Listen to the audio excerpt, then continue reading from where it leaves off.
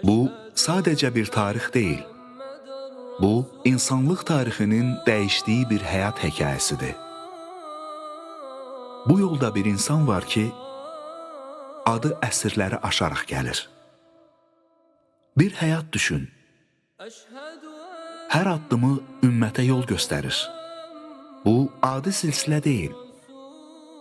Seçilmiş bir insanın həyatıdır. Muhammed Peyğəmbərin həyatı. Ona Allahın salavatı və salamı olsun.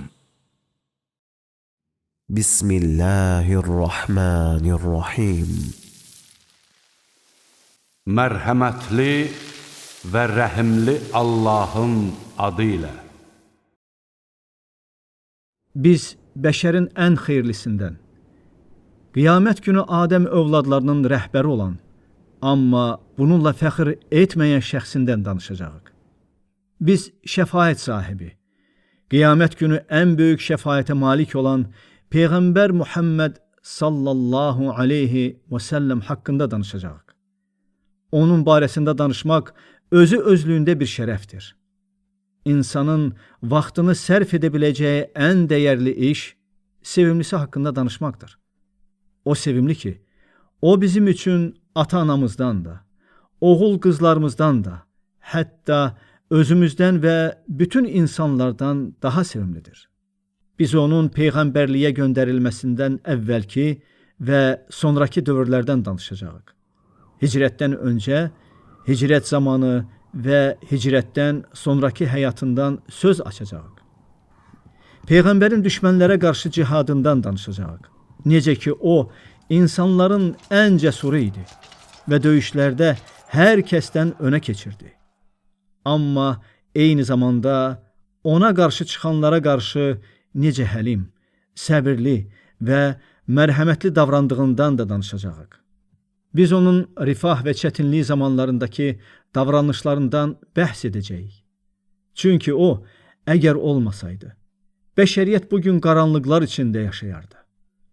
O, Allahın insanlara göndərdiyi bir nurdur. O, Allahın insanlara bağışladığı mərhəmətdir ki, onunla bəşəriyyətin halı və tarixin axarı dəyişdi. And olsun, sizə özünüzdən olan bir peyğəmbər gəlmişdir. Sizin əziyyət çəkməyiniz ona ağır gəlir. O sizə qarşı çox qayğıkeşdir. Möminlərə qarşı isə rauf və rəhmlidir. Onun haqqında danışmaq təkcə söhbət üçün deyil, ona tabi olmaq üçündür. Niyə tabi oluruq? Çünki ona itaət cənnətə girməyə bir səbəbdir. Ona asi olmaq cəhənnəmə aparan yoldur. Hətta kim Muhammedə itaət edərsə, o sanki Allaha itaət etmiş olur. Biz onun sallallahu aleyhi və səlləmin haqqında danışırıq. Çünki o bizi sevirdi. Bəs biz onu necə sevməyə bilərik? Sahabələrdən biri ağladı. Peyğəmbər soruşdu, səni nə ağladır? Dedi, ölümü xatırladım. Buyurdu, ölümün nəyi var? Dedi, mən ölərəmsə səni görməyəcəyim. Yanında oturmayacağım. Səninlə danışmayacağım. Peyğəmbər buyurdu, İnsan sevdiyi ilə birgədir. Əgər məni sevsən, Allah səni qiyamət günü və cənnətdə mənimlə birləşdirər. Biz Həbibdən danışırıq ki, ona addım-addım tabi olaq, örnək götürək.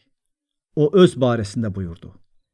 Sizi ağ və aydın bir yolun, sünnətin üzərində qoyub getdim. Onun gecəsi gündüzü kimi aydındır. Ondan yalnız həlak olan kənara çıxar. Həqiqətən Allahın Rəsulunda sizin üçün, Allaha və axirət gününə ümid bəsləyənlər üçün gözəl örnək vardır.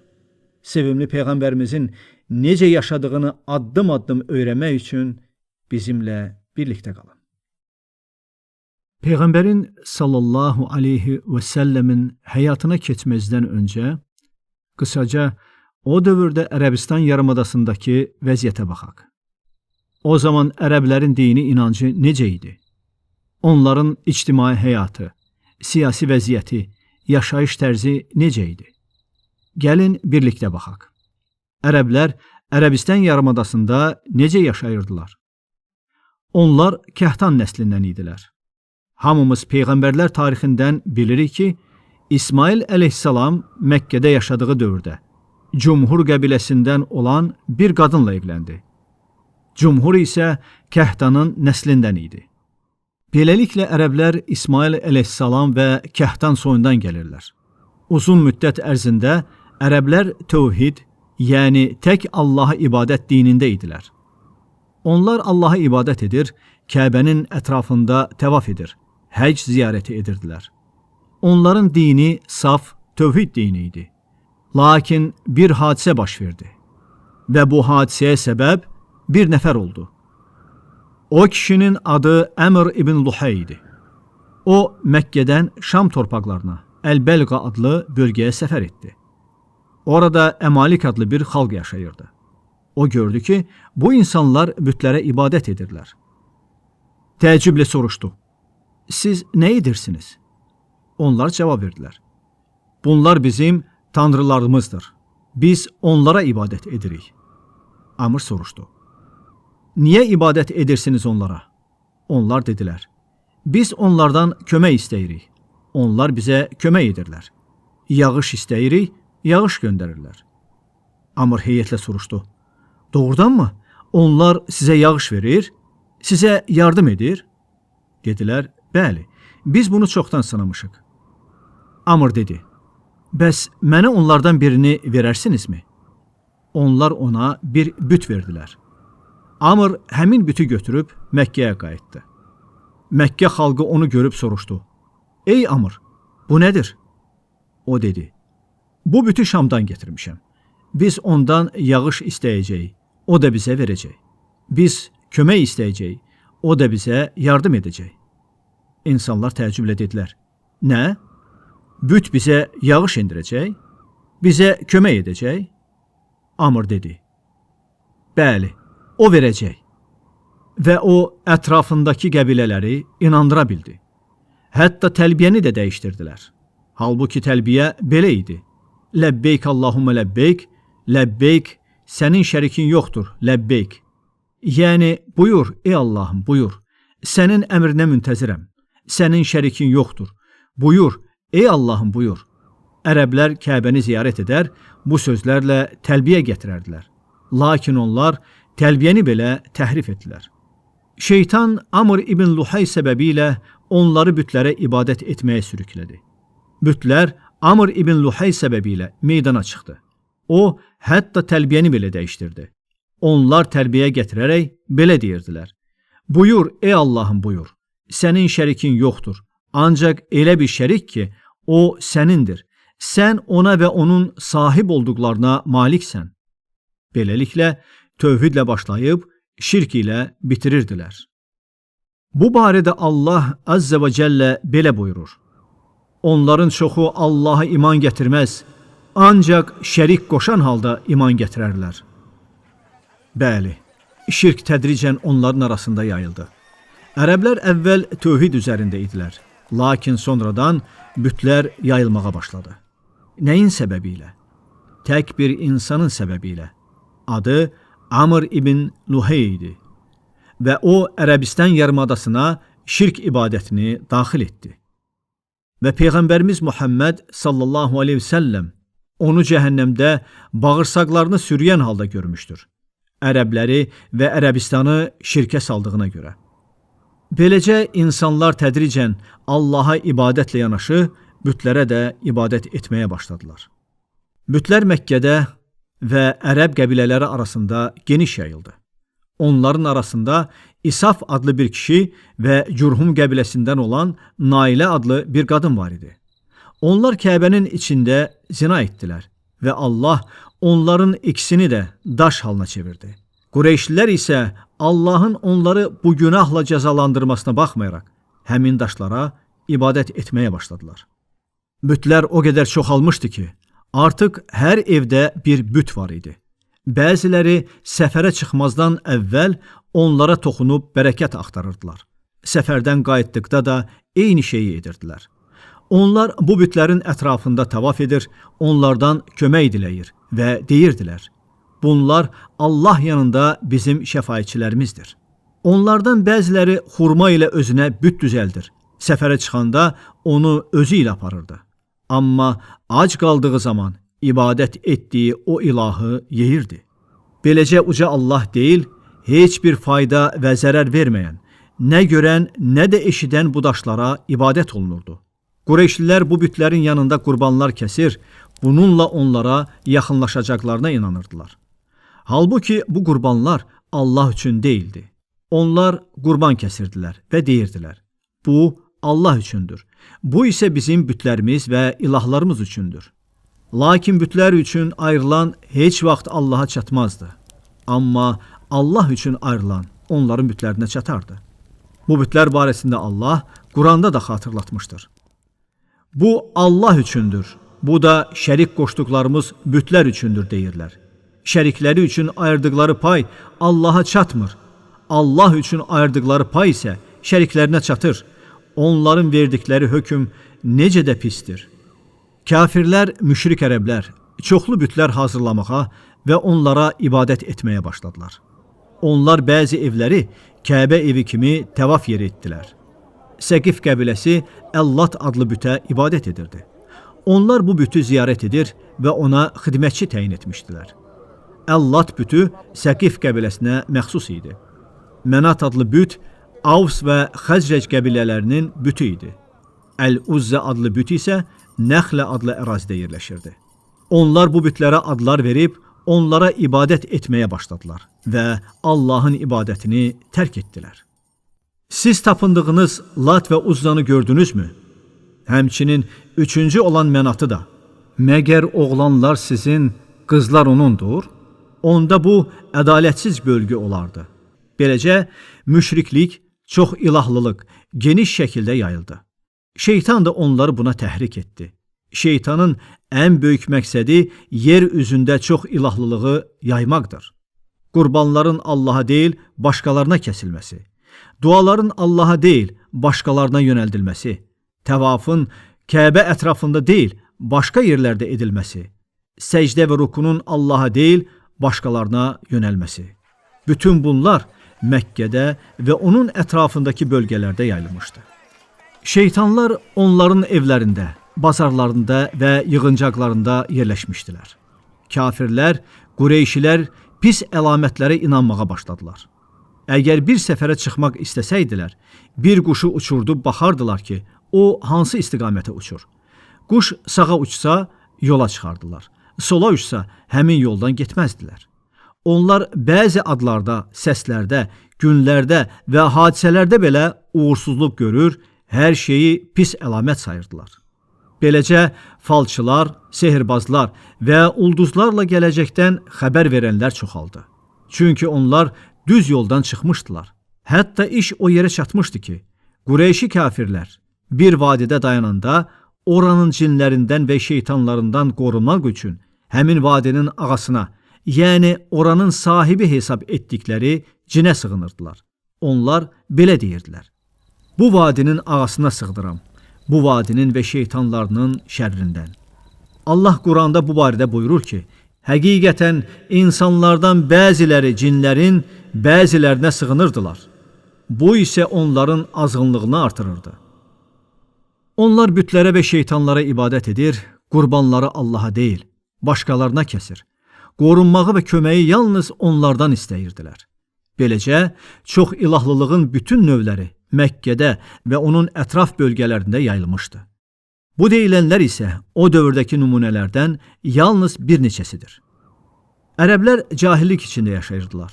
Onların həyatı hər tərəfdən çətinlik və bədbəxtliklə dolu idi.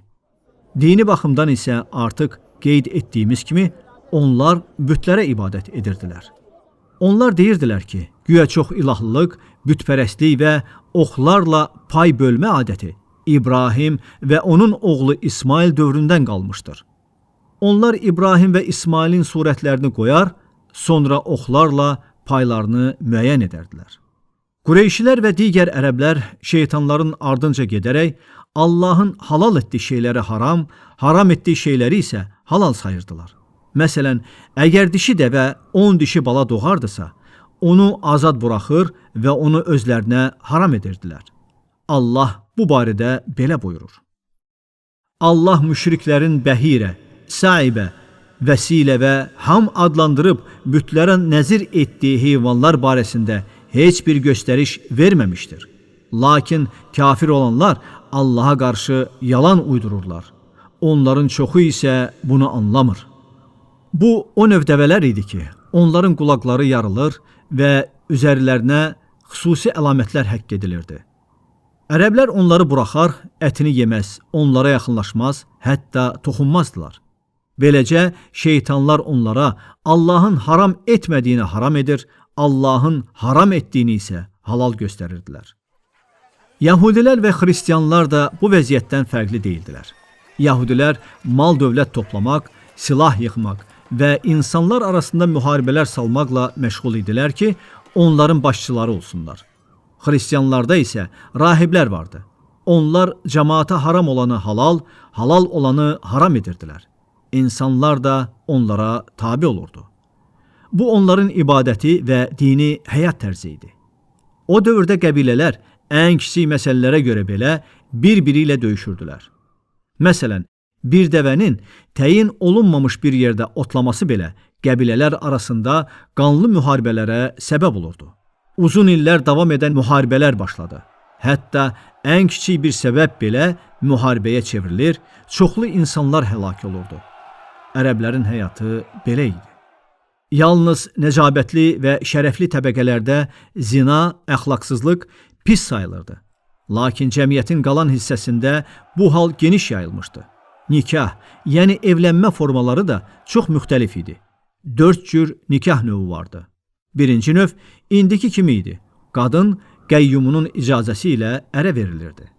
İkinci növ, kişi artıq heyz görməyən arvadına deyərdi: "Get, filan kişidən hamilə qal." Qadın o kişidən hamilə qaldıqdan sonra yenidən öz ərinə qayıdardı. Üçüncü növ, qadın 10 kişini seçər və onlarla yaxınlıq edərdi. Əgər hamilə qalardısa, uşağın atasını onların arasından özü seçərdi və seçdiyi kişi məcburi şəkildə atalıq məsuliyyətini üzərinə alardı. Dördüncü növ, açıq-aşkar, zinakar qadınlarla əlaqədar idi. Belə qadınlar evlərinin qapısına bir bayraq sancar, kim istəsə onlara daxil olardı. Qadın hamilə qaldıqda falçılar gəlir və bu uşağın atası filan kəsdir deyə təyin edirdilər. Allah isə bu ayəni nazil etdi.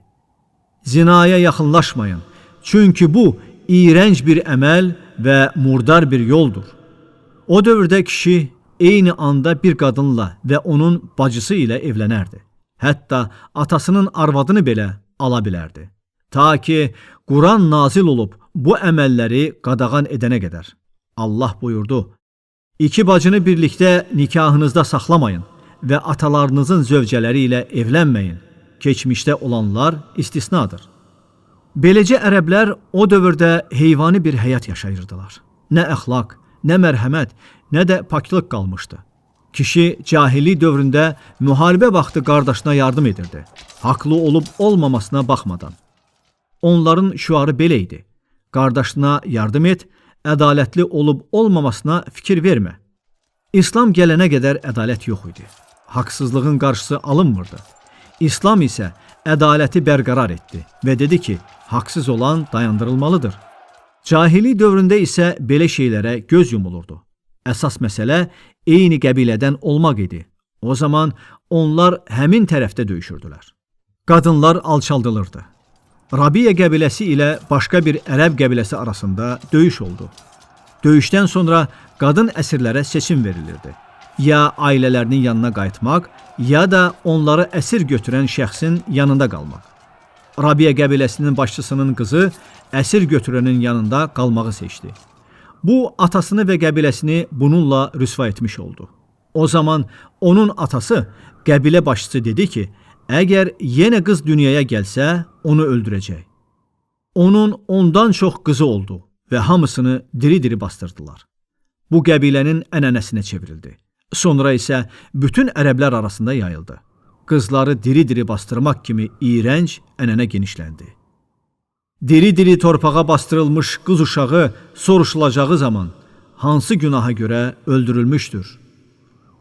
Belə ki, səhabələrdən biri İslamı qəbul etməzdən əvvəl başına gələn bir hadisəni belə rəvayət edir. Həyat yoldaşım bir qız uşağı dünyaya gətirdi. Mən onu istəksizcə saxladım. Demək istəyirəm, istəmədiyim halda. Qız böyüyüb həddi buluğa çatanda onun üçün elçilər gəlməyə başladı. Bu zaman məni qısqanclıq və qəzəb hissi bürüdü. Bunun üzərinə mən həyat yoldaşıma dedim. Onu yaxşı geyindir, bəzə. Həyat yoldaşım soruşdu. Nə üçün? Mən cavab verdim. Onu götürüb qohumlarımı ziyarətə gedəcəm. Həyat yoldaşım buna çox sevindi. Qızı gözəl geyindirib, bəzədi. O vaxt həyat yoldaşım məndən mənə ona zərər verməyəcəm haqda söz aldı.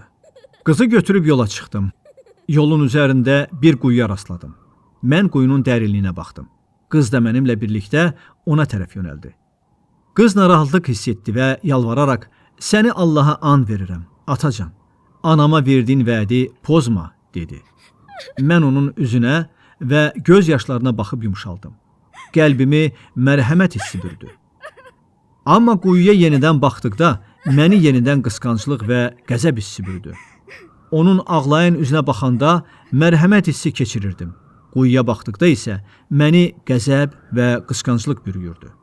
Sonra qəzəb və qısqanclıq rəhmətimə qalib gəldi və mən onu götürüb başı ilə quyunun içinə atdım. Mən onun yalvarışlarını eşidirdim ta ki ölənədək. Beləliklə onun ruhu bədənindən çıxdı. Ərəblər arasında elələr də var idi ki, qızlarını diri qoymaq istəyəndə utandıqlarından onları gizlədirdilər. Onlardan birinə qız olması ilə müjdə verildikdə hikkəsindən üzü qapqara qaralır. Verilən bədxəbər ucbatından cəmaatdan gizlənir. Bilmir nə etsin. Körpəni rüsvayçılıq içində saxlasınmı, yoxsa onu torpağa gömsün? Onların verdikləri qərar necə də pistir. Bəli, ərəblər belə yaşayırdılar. Bu onların həyatının qısa təsviridir. Qadın Məkkədə və onun ətrafında tamamilə alçaldılmış vəziyyətdə idi. Amma bu hal təkcə Ərəb yarımadasında deyildi. Roma imperiyasında, Farslarda və digər xalqlarda da qadın hörmətsiz sayılırdı. Bəzən elə olurdu ki, qadının əri öldükdə ərinin övladları onu miras kimi bölüşdürürdülər. O, bazarlarda qul kimi alınıb satılırdı. Qadın bu qədər alçaldılmış bir vəziyyətdə idi. İstər azad qadın olsun, istərsə də cariyə. Onun hörməti yox idi. O bütün cəmiyyətlərdə alçaldılmışdı. O vaxta qədər ki, İslam gəlib qadına qarşı bu hörmətsizliyi aradan qaldırdı.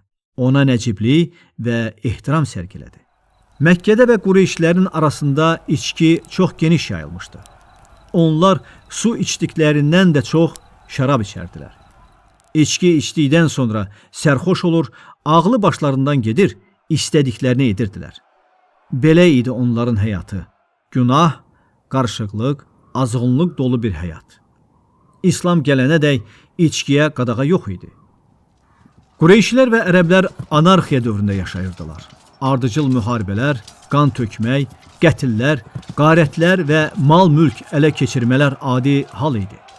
Bu idi onların həyat tərzi. Allah yer üzünə baxdı və insanların vəziyyətinə nifrət etdi. Həm ərəblərə, həm də digər xalqlara.